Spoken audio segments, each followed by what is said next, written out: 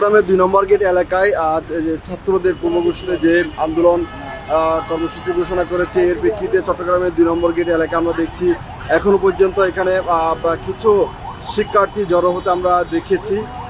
এর পাশাপাশি এখন সময় ২টা ২০ মিনিট।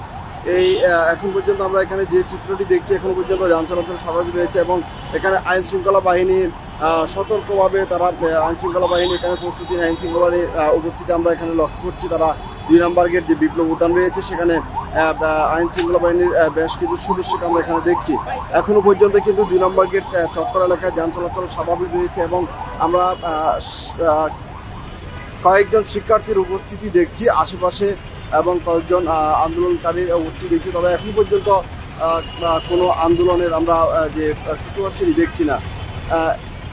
আপনারা যদি একটু লক্ষ্য করেন, ২ নম্বর গেট যে চত্বর, সেই চত্বরের সামনে এখানে কিছু শিক্ষার্থী এবং কিছু আন্দোলনকারী জড়ো হচ্ছে ধীরে ধীরে আমরা দেখছি।